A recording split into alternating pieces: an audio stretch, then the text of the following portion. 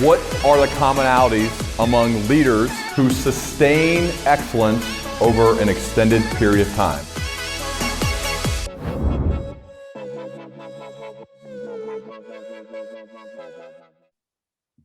Seth, it's good to see you, man. Great to have you back on the Learning Leader Show. Welcome. Well, it's always a good sign when they have you back. So a lot has gone on. We talked, it's been 2 years. Yeah. I've certainly read just about everything you've published in that time, which is a lot, prolific. But I'm curious, I've asked you this before, but 2 years is a long time. And so I'm curious now, when you think about the course of what you do and the people you study and your friends, what have you found to be some of the commonalities among leaders who have sustained excellence?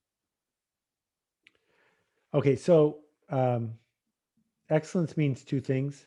Tom Peters refers to it sort of as this pursuit of wow, this remarkable, unpredictable, passionate human thing. Lots of people use it to mean meeting spec, management, doing what you're told reliably. The second one is an important part of industrialism, but that's not your question. It's about the first one, but I wanted to just highlight that. Mm-hmm. The people who are leading know that they are not management, that leading is voluntary. You volunteer to lead, you volunteer to follow.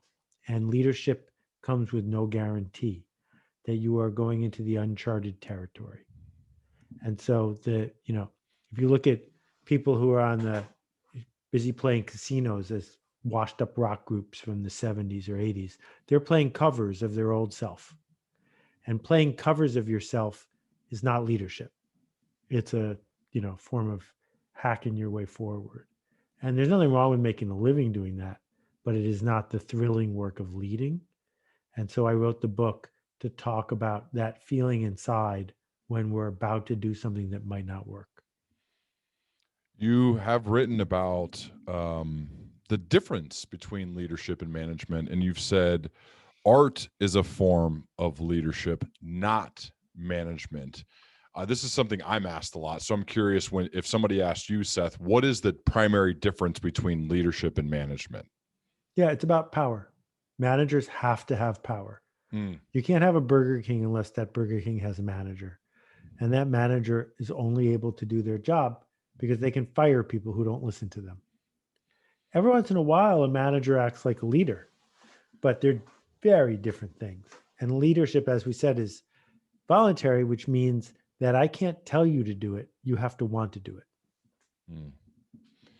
I recently recorded with Arthur Blank, the owner of the Atlanta Falcons, and he told me he aims to treat, he created he founded Home Depot. And he said he aimed to treat every single associate, employee, team member as if they were a free agent, because he never wanted somebody there because of a contract. He wanted them committed because of the culture. And to me, that feels like your definition of leadership. I think that's a big part of it. If you're a customer of Home Depot, what you will know is that in the last 10 years, they became an industrial entity racing to the bottom as fast as they could, partly because of pressure from Amazon, partly because of the pressure from the stock market. But the people who work at Home Depot generally aren't there because they had a lot of offers and this was the place that lit them up. Mm-hmm. They're there because it's a lowest common denominator cog job that they've been trained to do. And I think that there have been glimpses of leadership in the middle of this pandemic, in the middle of all these uprisings, where institutions have shown up and said, we don't have to say what we're going to say. We don't have to do what we're going to do, but we're going to do it anyway. That's when it turns into leadership. Is there one or two you can think of off the top of your head that has really exemplified what leadership is, especially during times of a crisis? Well, I'll pick two. One is poignant and one is sort of trivial. The poignant one is what NASCAR did after one of their drivers was harassed because he was Black. Mm-hmm. That wasn't easy for them to do. It wasn't an act of management. The other one a year before that is when Starbucks closed down for a day. Mm-hmm. And the thing is that no one works at the same time at Starbucks. They could have done it half and half and not closed down at all. But Howard shut it down because he wanted to send a message, right? It's like saying to your teenagers, don't make me stop this car. And he stopped the car. And that was an act of leadership, not saying we have to punch a button on some sort of training so we have a fig leaf. It was, yeah, we're really serious about this. And the next time we'll close for a week. Seth, you've taught a lot of people how to juggle. And I'm curious, what is it about juggling that makes it something worth you teaching to others? Okay, so first let me teach you how to juggle, and then I'll explain why Okay. I am attracted to it. You're going to teach me through Zoom how to juggle.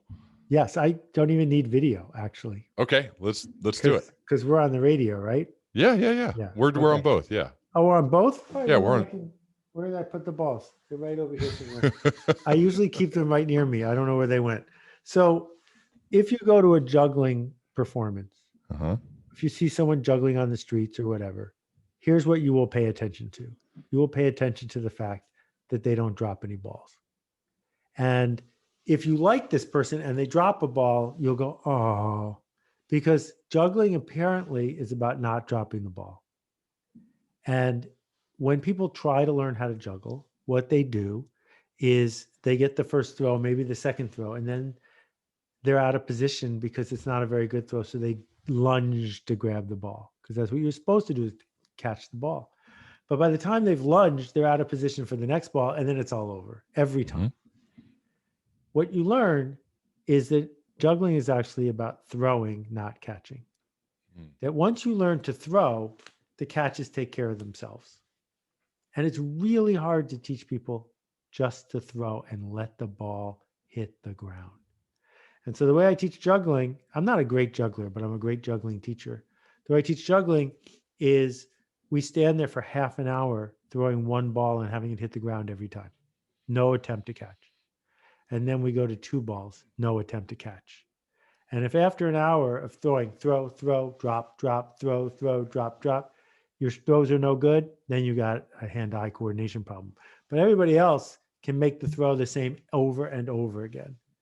Then we can go throw, catch. That's easy because the ball's landing right in your hands.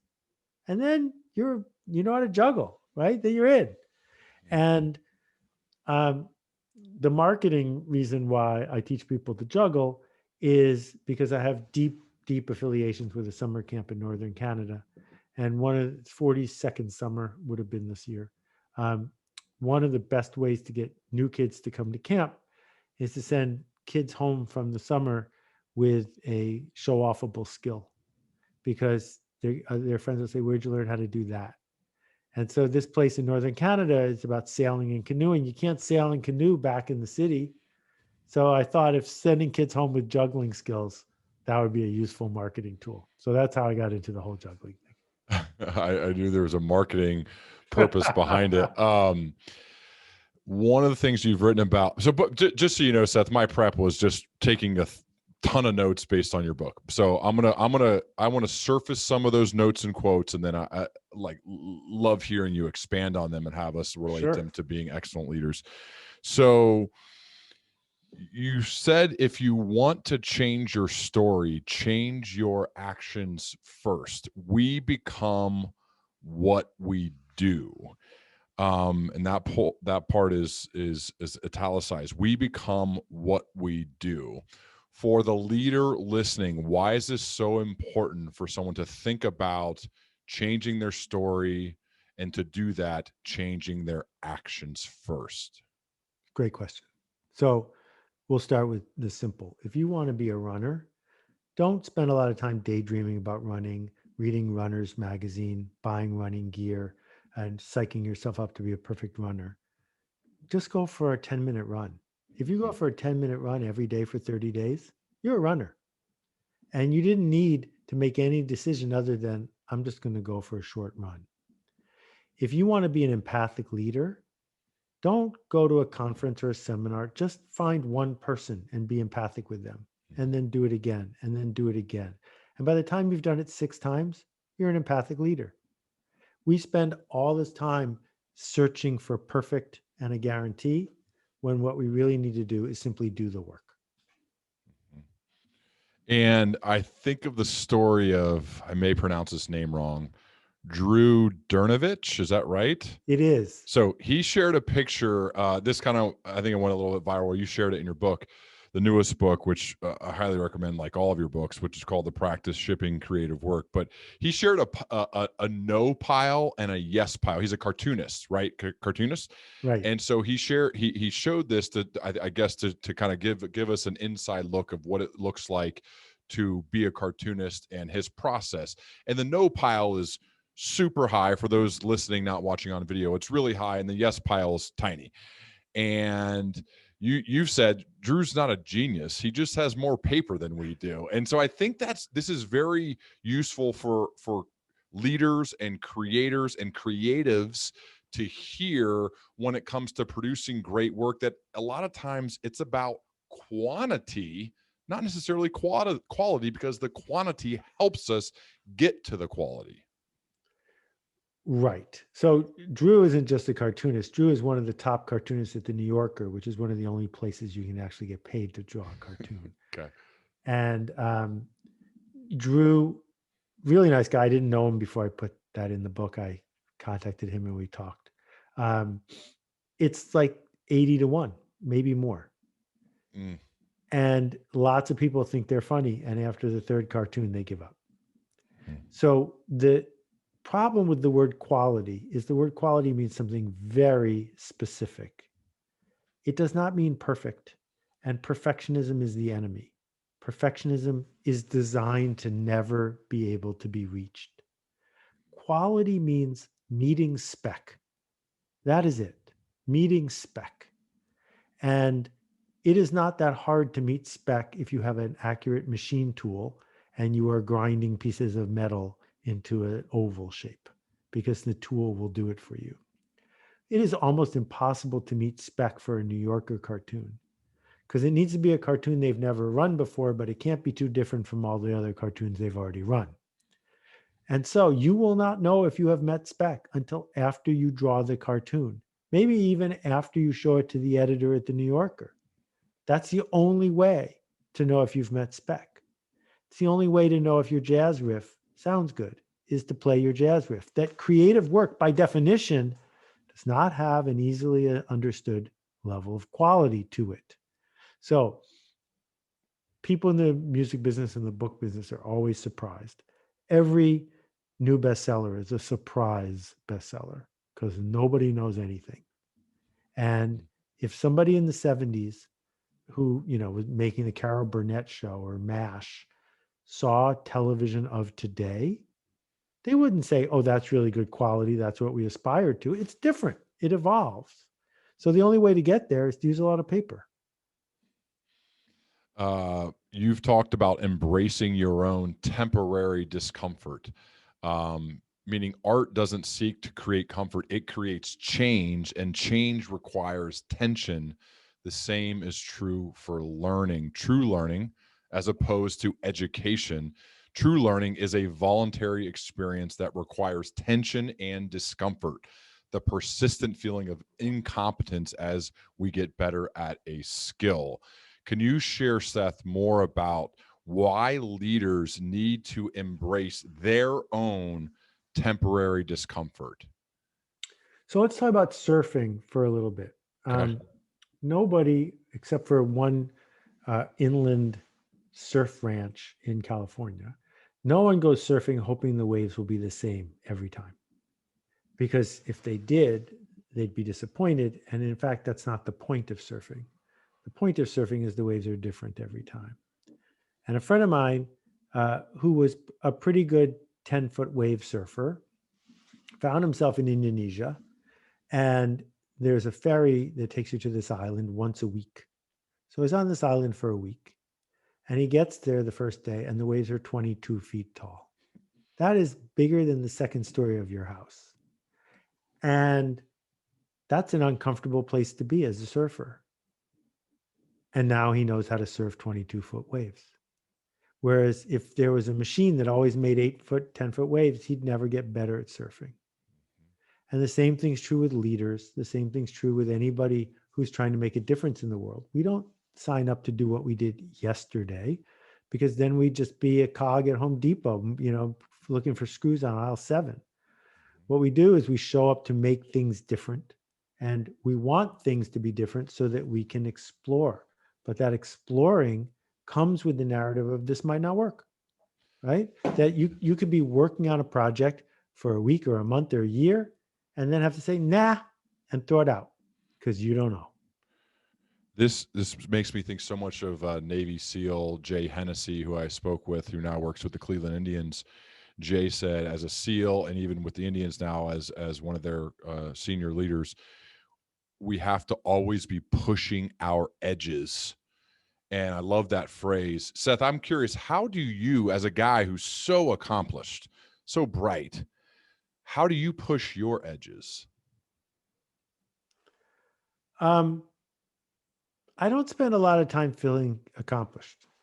I think that there's a lot of work to be done and not a lot of time to do it. And I can tell when I'm phoning something in and I'd rather not do that. And I can tell when I feel that feeling of pushing the edges. And when I was younger, that's all there was because I didn't have any momentum. And so it's work on a regular basis to go find some more edges. Because if I just stuck with what I was good at, there wouldn't be any edges. I've heard you do random things like make exquisite coffee, even though you don't drink coffee, and do other things like that. Is that part of it, or why do you do things like that? A lot of the weird affectations I have are about control because I live a life out of control in so many ways. The idea of understanding coffee culture, understanding the inputs and the outputs, understanding why people are attracted to it was fascinating to me. It's a geeky thing to do. I really wish I could drink coffee. My body doesn't agree with me, but I like doing things that put a smile on people's face, that surprise them, that reset expectations. And in the case of coffee, I have this situation where nothing horrible is going to happen when I make a cup of espresso. From the fact that I roasted the beans myself, grind them myself, put them into the single lever action Olympia Cremini oat stock from 1979. Like all of those steps, there's no risk there for me. But there's a practice in that too, which is the craft of saying, can I get 1% better? And when I compare that to the kinds of things that I do in public, where like if you get on stage in front of 1,000 people with a riff you've never given before, I gave the TEDx talk, Stop Stealing Dreams, which has been seen almost 1 million times now.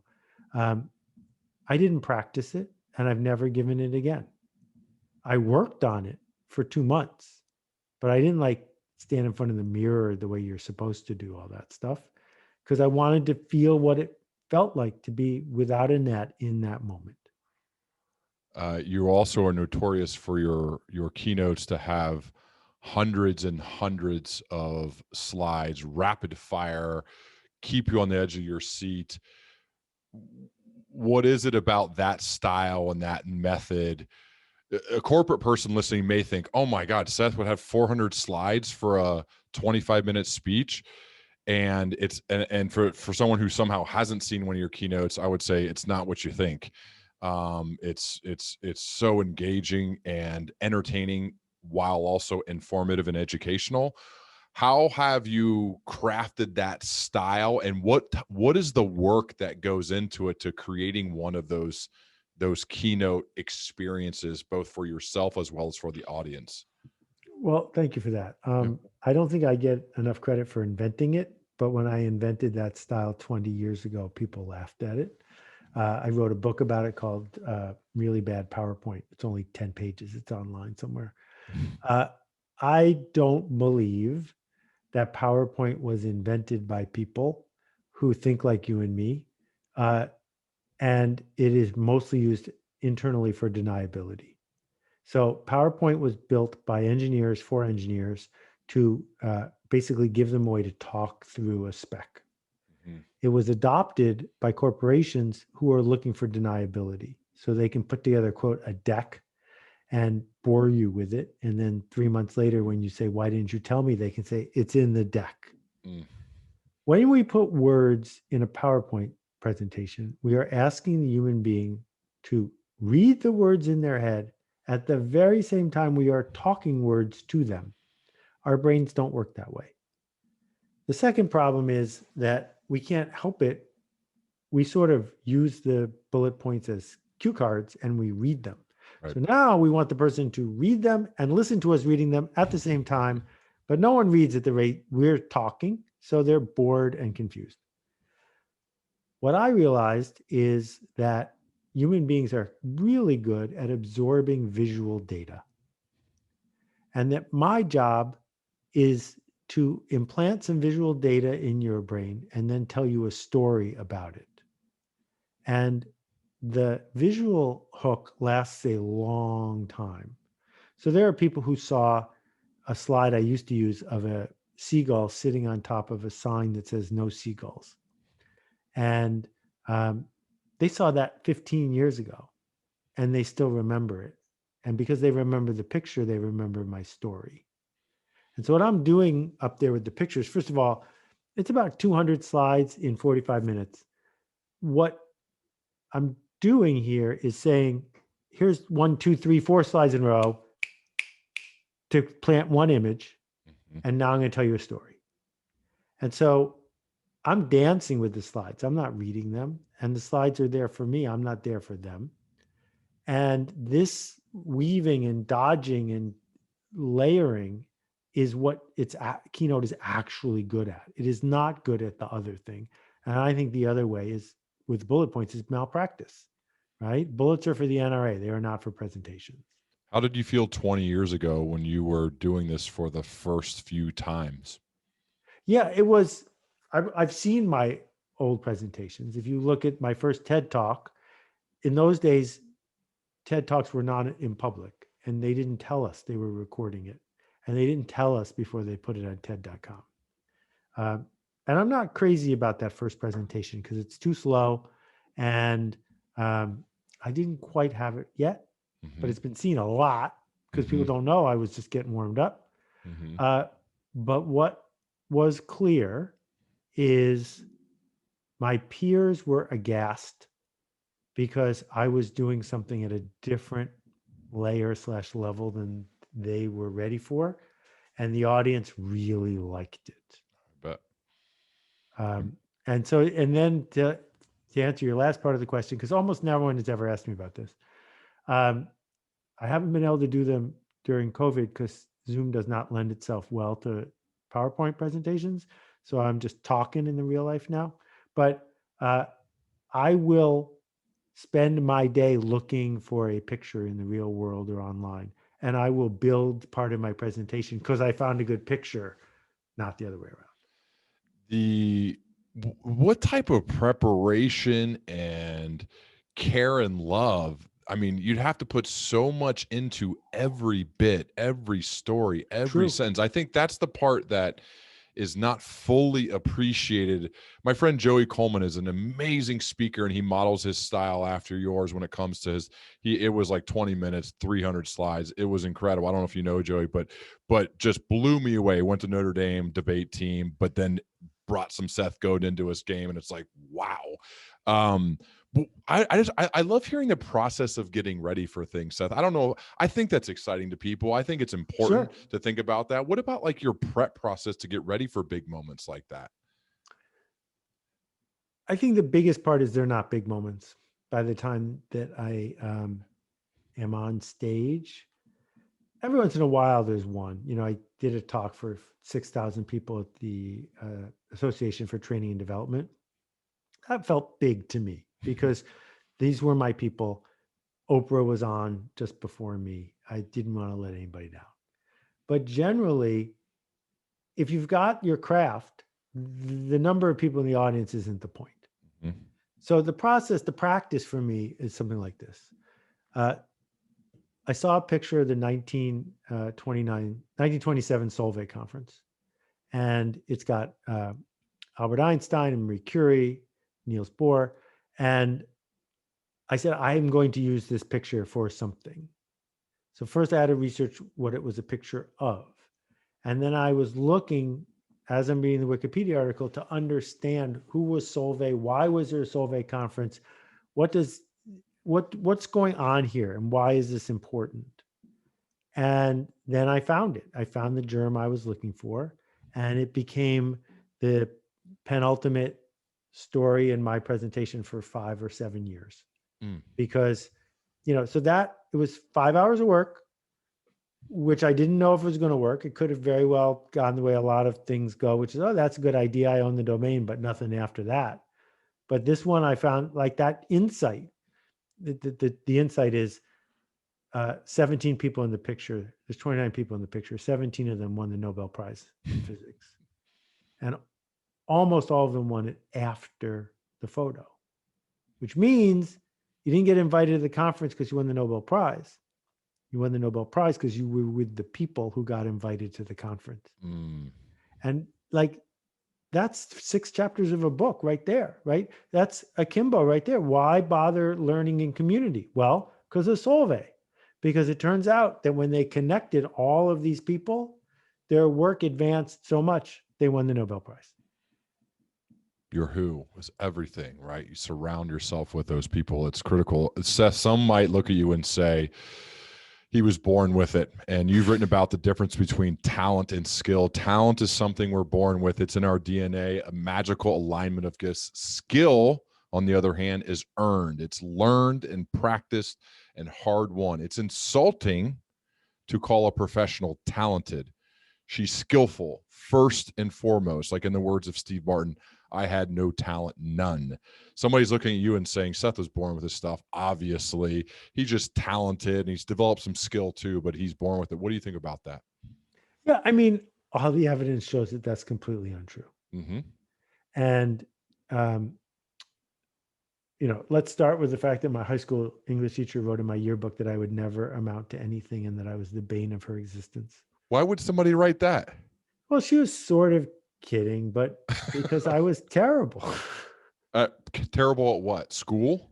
Yeah. I mean, I got good grades because I could fake my way through things, but I wasn't a fine student in an English classroom. I was easily bored. I didn't understand why Faulkner mattered, and I wasn't curious enough to discover why Faulkner mattered. And I majored in computer science in college when it was the early days, and I was terrible at it. And I mean, there's just like all of these moments when if talent was present, it would have won out. And I know people who have had Billboard top 10 songs and have won Pulitzer Prizes. And I know people who can juggle. And all of these people in all these different ranges, you can't point out that they're talented. They have identical twins who aren't doing what they're doing. I mean, it's not based on DNA. Van Gogh would not have been a famous painter if he had lived 50 years earlier or 50 years later. Just no way, because it wasn't the moment to pick up painting. And we've built this castle on top of the word talent, when talent should be reserved for a very small number of things. So for the person listening who may be having a bit of imposter syndrome, or they're not really sure, but they desire to lead or desire to impact others, what message do you give to that person? Well, 2 parts. First of all, it's good that you feel like an imposter, because you can't make it go away, but it's a symptom that you're onto something. And you should welcome it. Oh, I was running, I got tired. Oh, I must have been running hard. Oh, I was leading. I feel like an imposter. I must have been leading well. I mean, it's that simple. And the way forward is to find a smaller group of people, to make your art for a smaller group of people, to lead a smaller group of people, even if it's one person. And suddenly it doesn't feel so scary. Suddenly it's like walking on a tightrope 1 foot off the ground. If you fall, you fall. Don't start in the big top. That doesn't make any sense. Jack Butcher was on the show, Seth, and he has this mission that he wants to help people make $1 online. $1 building an online business, because once they make that first dollar, magic happens. Yeah. And he has countless stories of his students. Now, I'm one of his students, by the way, of his students who have made their first dollar. They share a screenshot, and a year later or longer, they have a thriving, growing business because they had the guts to make $1. And I think that is an inspiring message for all leaders, creators to think about. Try to make just one person you impact or make that first dollar. Yeah. But we have to put one asterisk next to it, which is no one wants to be hustled. No one wakes up in the morning saying, I wish someone would hustle me today. So a lot of people who are filled with fear will make that dollar by hustling somebody. Yeah. Great point. And that doesn't count. Great You have point. to make it in a way the person afterwards says, thank you. Thank you. I can't wait to tell my friends. Yeah. Seth, you went to Wyoming for an event run by a couple of your friends, Alan and Bill. And one morning they woke you up at 5:00 in the morning for a fly fishing lesson. And you go out to do this, and you asked the instructor to set your rod up without a hook. What made you do that? Right. It's not easy to get a fly without a hook, I discovered, but they figured it out. So it was fly fishing, like in the movies, Yeah. And I didn't want to catch a fish, and B, they were throwing the fish back anyway. So I certainly didn't want to torture a fish. But the biggest part was this. I knew that I am externally motivated enough that if we were trying to catch fish, I was going to try to catch fish. And if I was going to try to catch fish, it was going to get in the way of fishing. And as soon as they got rid of the hook, I was casting like a maniac. I was so good. I was so present. I was so in the moment and enjoying all of it because I wasn't willing with all of my effort for a fish to bite the hook. I didn't care because all I was trying to do was be present and to feel what it felt like to cast. Disconnecting from the outcome let me focus on the real outcome, which was casting, not whether if I got lucky and a fish bit my hook or not. And I had the best day of anybody that day because they were all type A performers who didn't catch as many fish as they hoped. And I catched exactly as many fish as I hoped. So I caught as many fish. So you focused on the process, you focused on the moment, you focus on the lead measures, which is getting good at casting, I would imagine. However, there is somebody listening who is the SVP of sales at a multi-billion-dollar company that says, Seth, we got to make sales, bud. We got to get results. What do you say to that person who is arguing, driving in their car right now or on the elliptical in their home gym saying, sounds great, man, but for me, like, we got to get the sales. We got to get the deals. We can't just focus on the process. We have to have the result as well. So let me tell you about the story of Thornton May. Okay. Who built Cambridge Technology Partners to be a $300-400 million a year company as their head of sales and biz dev. Thornton May never once had a quota and never once tried to make a sale. Thornton May would go to a city, he flew a lot, and he'd find 8 or 10 chief technology officers in that city who were competitors or nearly competitors. And he would invite them to breakfast. And I know the story because he would bring someone like me along as bait. He'd send a note saying, do you want to breakfast with me and Seth Godin? We're just going to have some other CTOs there. So it'd be like the CTO of Exxon sitting next to the CTO of Mobile or whoever, blah, blah, blah, the CTO. And that was the one in Houston. And he would just go around the country and organize these breakfasts. That's all I did. He was good at that. That was the casting. He was good at that.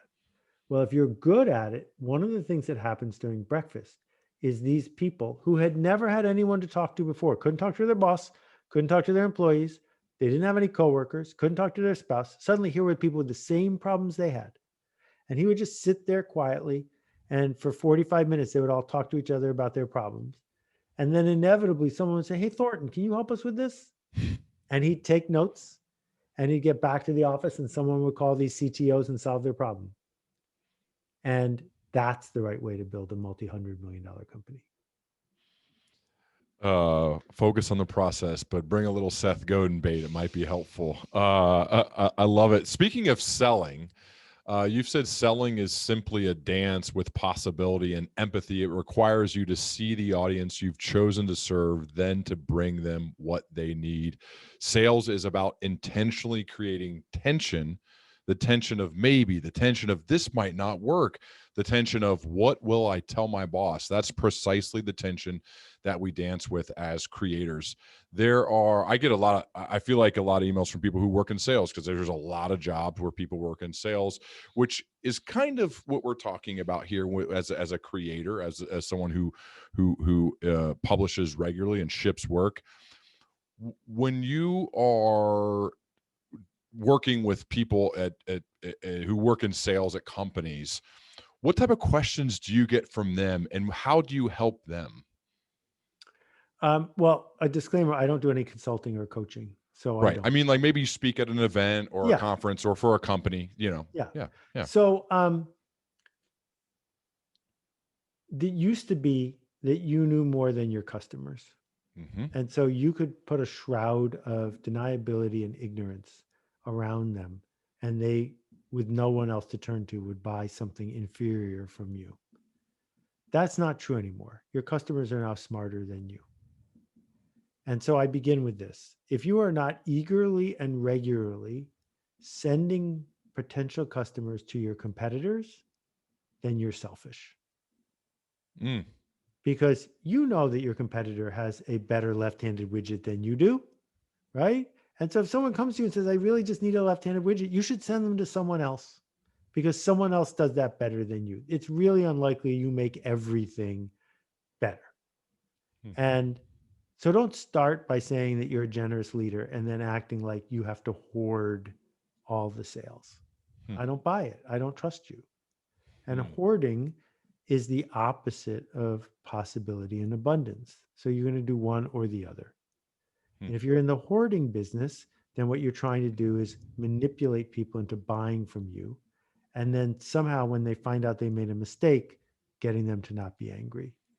Whereas if you're in the abundance and connection end of the thing, you're simply educating people and connecting people and finding out what they really want. If it turns out that what you have is what they need, you don't have to sell them anything. They're going to buy it, right? And so if you call up Singapore Airlines after the COVID and say, I'd like to fly to Tucson, they shouldn't try to persuade you to fly to Singapore. They should say the number for Air Arizona is so-and-so, because you're not interested in flying to Singapore. You really want to go to Arizona, right? Yeah. But the next time you need to go to Singapore, who are you going to trust? And there's almost no industry that I've bought millions and millions and millions of dollars of stuff in my life. And I can't think of an industry where I'm eager to be a customer where they treat me like I'm stupid. I would much rather show up as a customer where they treat me like I'm smart. What is it about consulting or working with teams? I would imagine you get inquiries constantly. So what is it about that makes you not want to do that work? So I give free advice to friends all the time if they're willing to listen to me. But paid consultants get paid probably to solve the other person's problem. And you can't solve their problem. They have to solve their problem. And most of the work of a successful paid consultant is the persistent, gentle showing up to get them to do what they've always known they should do. And I'm just much happier with the mic drop thing. Right? Like, here it is. Show your work. You can figure this out. And I get that people probably need more consultants than they need me, but this is my thing. Speaking of being generous, you said generosity is the most direct way to find the practice. It subverts resistance by focusing the work on someone else. Generosity means that we don't have to seek reassurance for the self, but can instead concentrate on serving others. Seth, the reason I bring this up is because I know in my writing practice, when I'm trying to get a book done by a deadline, this helps me the most, of thinking about that person who's reading. And often I'll bring a friend or colleague into the room with me to create prompts that helps me be more generous.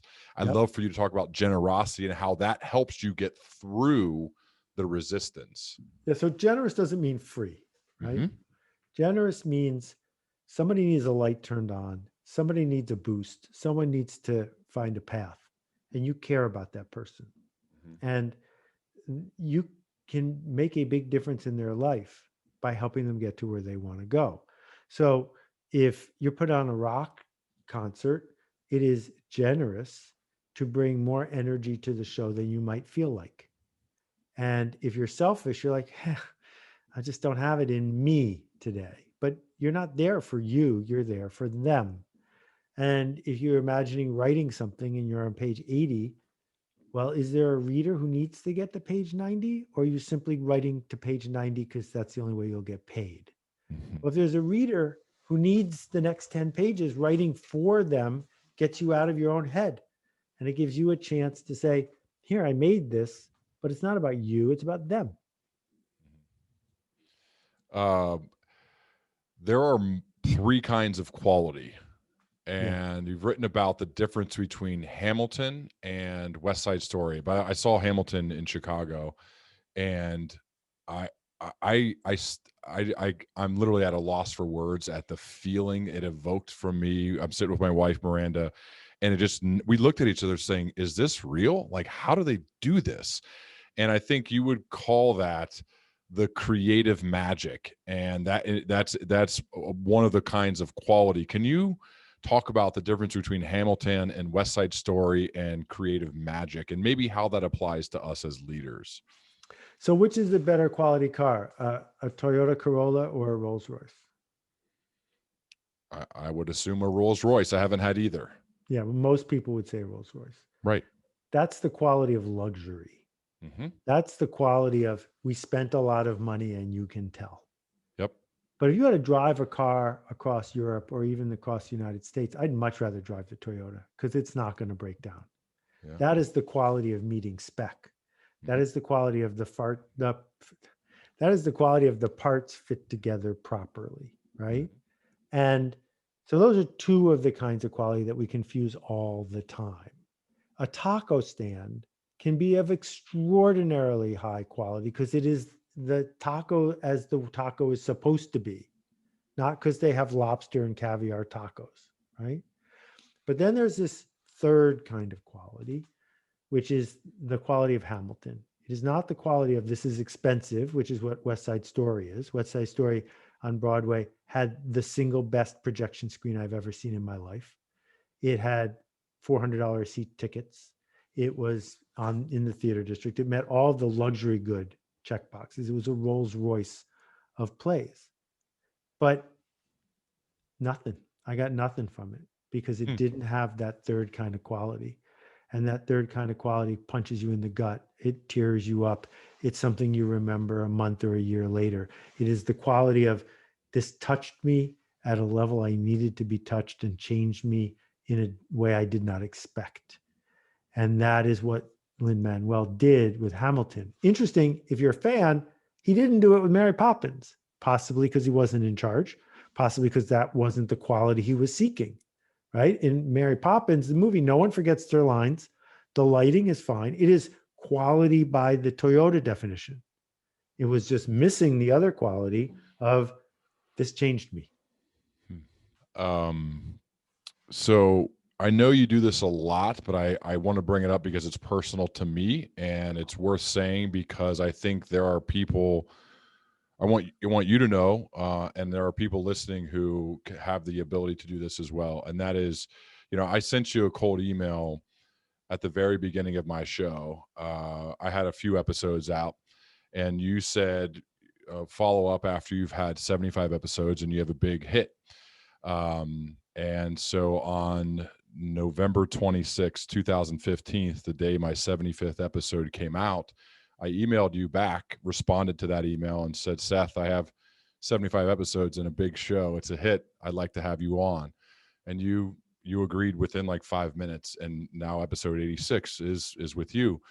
the impact that you had, I'm not going to say you're the only reason, you're not, I'm not going to lie, but it was a significant impact on me to give me a nudge and a push to keep going, even through some of those episodes that, if you listen, are not very good.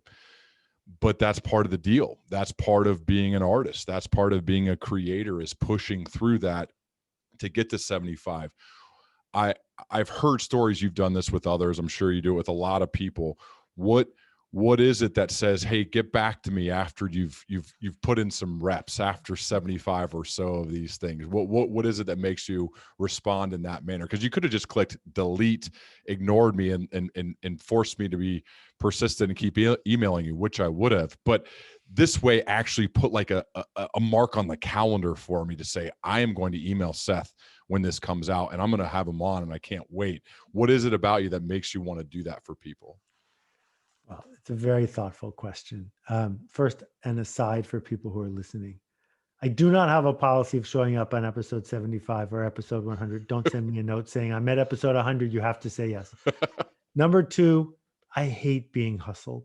And I'm getting more and more strict about it. Mm-hmm. If you start hustling me, you're just going to get deleted. Mm-hmm. So don't send me email, period. That's just my request. But beyond that, I'm a teacher. I've been a teacher since 1977. I believe in the practice. I believe the only way to make things better is for people to do the work to make things better. And if somebody who cares as much as you do shows up in the right way with the right intent, and I can make a small difference in their life, it's not scalable, but that's okay. Mm-hmm. It mattered to you, and to see how you were able to grow into it mattered to me. And I probably got more out of that story than you did. Well, I want to acknowledge it and say thank you, because it not only has it impacted me in a small, weird way when I get notes like that, I think of how you responded, and I try to respond the same way, or even better if I can, since I probably have more time than you do, given all the things you have going on. And so that's a ripple effect that impacts people well beyond just me, and probably even well beyond the people I send it to, because I'll even tell them, well, this is what Seth did. And I think that's pretty cool, because I know you do that for a lot of people, and it's worth us talking about, because for the people out there that get requests and get things like that, none of us want to be hustled. We don't want people who are doing things nefarious or for the wrong reasons. But when you find those good people, man, it is so cool to see the impact you can have on them long term, and the ripple effect it has on others in their sphere. Well said. Well said. I'm afraid I got to run. But I got you, such man. a beautiful way for us to wrap this up. Yeah, man. Thank you so much, Seth. Excited for the book. Thank you. There's a page with samples at trustyourself.com, which is not the name of the book, but it used to be, and I still own the domain, so I'm getting the most out of it. Awesome. Thanks so much, Seth. Talk soon, man. All right. Bye. I'll see you. Bye-bye. Bye.